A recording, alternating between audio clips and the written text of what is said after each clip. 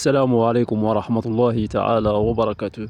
نحن الآن أمام القاعة المغطاة لمدينة أكادير.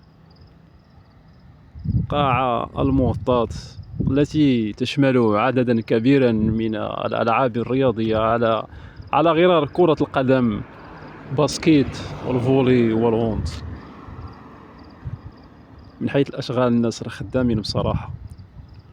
بالقرابة ديالها ملعب أدرار هو قدامنا، ملعب أدرار اللي تا هو داخل في مشروع ديال كأس العالم 2030 اللي غادي تعاود التهيئة ديالو، خاصة السقف ديالو الأفقي. بصراحة المشاريع ديال كأس العالم 2030 خلات أكادير تعطيها واحد الحلة جميلة.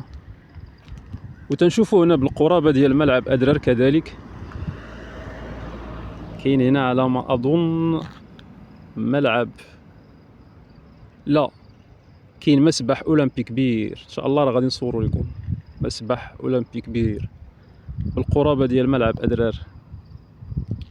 وبالجنب ديالهم كما قلنا لكم القاعة المغطاة الكبيرة ديال مدينة أكادير. بصراحة النظافة، الأشجار، اللهم بارك. والمغرب الآن دخل مصاف الدول الكبرى على صعيد كل ما هو رياضي والبنيات التحتية. بصراحة المغرب الآن أصبحت تضاهي جميع الدول العالمية. أما الدول الإفريقية نكونوا واقعيين، نحن كأفارقة المغرب خطى خطوات كبرى في مجال التنظيمات ومجال البنيات التحتية، وهذا إن دل فإنه يدل على الحكامة ديال صاحب الجلالة الملك محمد السادس أطال الله في عمره. كاينين هنا ملاعب أخرى، ملاعب قرب، ملاعب كاملة معشوشة ديال الغازو اصطناعي.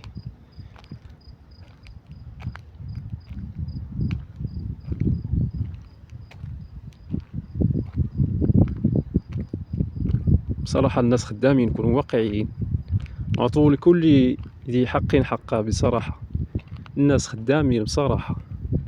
أنا مازلت تنعقل على البلاصة هذه، كانت هنا خلاء في خلاء، والآن ما شاء الله كان العدد كبير ديال الملاعب وديال التجهيزات وديال البنيات التحتية. ها هما الملاعب ديال الغازو، ها هما.